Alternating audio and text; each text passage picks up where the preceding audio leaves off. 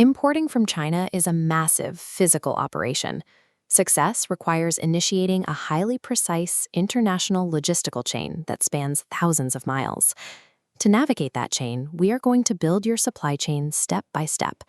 We will start with vetting a factory on the other side of the world, work through the exact payment structures to protect your cash, and finish with clearing your cargo through destination customs without triggering hidden penalties.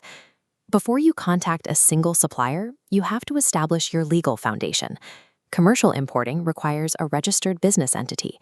If you are in the United States, that means securing an Employer Identification Number, or EIN. In Europe, you will need an EORI number. Securing cheap products is only the first step. Building a scalable import business requires managing physical risk and legal compliance across borders. Step 1 begins with finding a supplier. Many start their search at major Chinese manufacturing hubs and mega exhibitions like the Canton Fair, where thousands of factories display their capabilities.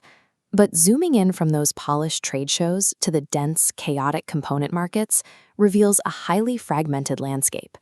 In these crowded aisles, it is incredibly difficult to tell who is actually making a product and who is simply reselling it. This creates the intermediary trap. If you accidentally hire a trading company instead of a direct manufacturer, you are paying a middleman markup on every single unit, which severely inflates your final costs. The only reliable way to verify a factory's true identity is to ask for their official Chinese business license, and then cross-check that document against China's national database, the NECIPS. Look closely at this translated business license. You need to isolate this specific section, the business scope. If the license only lists trading or consulting, they are an intermediary. You need this document to explicitly state they are authorized for manufacturing. By verifying a manufacturer directly, you cut out the markup and secure a direct line of communication to the factory floor, ensuring your quality requirements aren't lost in translation. Step 2 requires locking in your product specifications. Before you ever sign a bulk purchase order, you must order, test, and formally approve a physical prototype. Once that prototype is approved, do not pay for the entire production run up front. Handing over 100% of the contract value before a single unit is manufactured removes all incentive for the factory to maintain your standards. This timeline illustrates the industry standard payment structure, the 30-70 split. You pay a 30% deposit to begin mass production. The remaining 70% balance stays locked safely behind a mandatory physical inspection. By holding back the majority of the cash, you retain the leverage needed to force corrections if the factory deviates from your approved prototype. Step 3 defends against quality fade. This is a well-documented process where a factory quietly starts cutting corners, using thinner plastics or cheaper components during mass production to widen their own profit margins.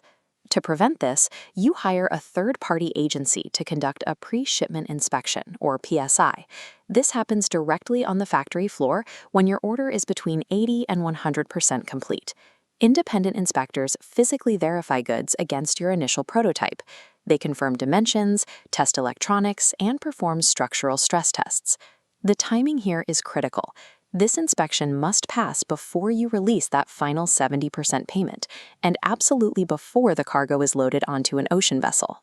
Professional audit reports frequently find that among unvetted suppliers, defect rates reach 15 to 20%. Catching these failures on the factory floor is your only way to avoid paying for international shipping on a container of unsellable goods. Step 4 is about protecting your profit margin from hidden logistics and tax costs. Every imported product requires a 10-digit HS code for customs. You must identify the specific code required by your destination country, rather than relying on the Chinese export code provided by the factory. This formula calculates your true landed cost, base product cost, plus sea freight, insurance, customs duties, and last-mile delivery. Get one digit wrong in your HS code, and an unbudgeted anti-dumping duty wipes out your calculated margins instantly. Highly accurate tariff classification forms the dividing line between a scalable, profitable business and a shipment seized at the border that bankrupts your operation. Step 5 gets your product moving. Incoterms like FOB or EXW legally define where the factory's responsibility ends and your logistics costs begin. To physically move that freight across borders, you need the big 3 customs documents: an accurate commercial invoice, a detailed packing list, and a final bill of lading. Depending on your specific product, you also need to secure mandatory market compliance certificates, like a CE mark for Europe or an FCC declaration for the US, well before the goods ship. Destination ports operate on strict compliance. Without perfect documentation, customs officers will flag the container, charge you daily holding fees, or reject the shipment entirely. Meticulous documentation and clearly defined Incoterms convert a high-risk logistics puzzle into a manageable business process, making the transition from a foreign factory to your warehouse as predictable as possible. Look at the milestones you just hit.